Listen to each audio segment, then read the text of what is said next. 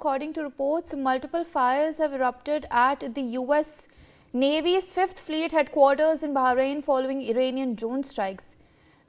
Ms. Shruti Dasgupta, we're now seeing that, of course, the Iranians have struck the US 5th Fleet in Bahrain, along with all other targets that they have struck within the country.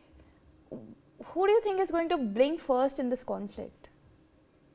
Well, there is no doubt in my mind that American military might is much, much larger than what Iran is able to cobble together over the years. It is a heavily sanctioned nation. It has not been allowed a lot of economic freedoms. It has not been allowed to trade openly. And yet they've managed to bring in a significant power behind their punch.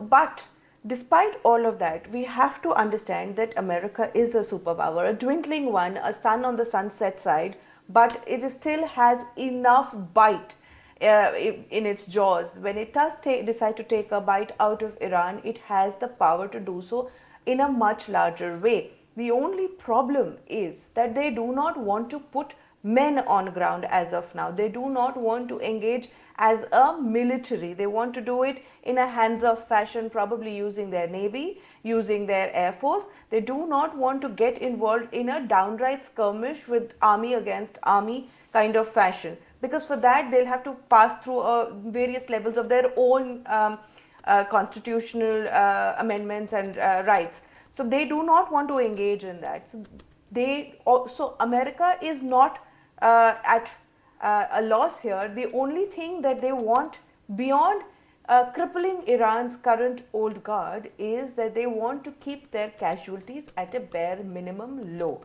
I do believe that the CENTCOM has sent out a message where they claim that 3 American lives have been claimed and 5 have been injured, and this is their official statement out.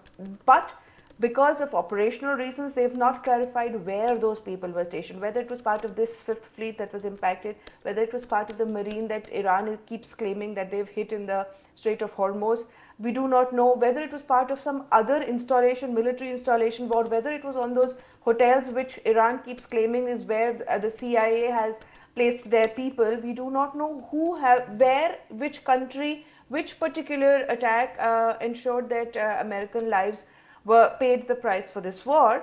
But they are going to take it. This is something they want to keep at the minimum. They want to reduce. They're okay to take a little bit of hit in terms of their infrastructure and loss of weapons if they can, but they want to keep the life loss to a minimum, because it would reflect very badly on Trump regime 2.0.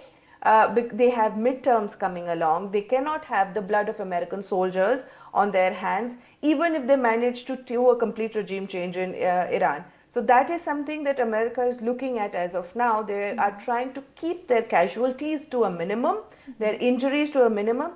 They knew that if they are each of them know their installations very well.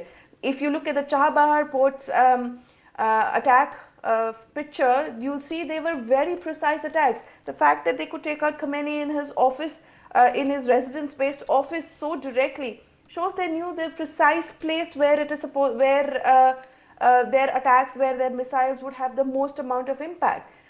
Similarly, Iran also knows exactly where they're supposed to be fighting. I believe Chinese satellites are also guiding where their missiles should hit. They're giving them coordinates of where would be the maximum impact that they can make. The only difference is that for America, they want to keep the casualties at a minimum. They're trying to keep it as hands-off as possible, while Iran is trying to burn the world down with itself. All right, ma'am.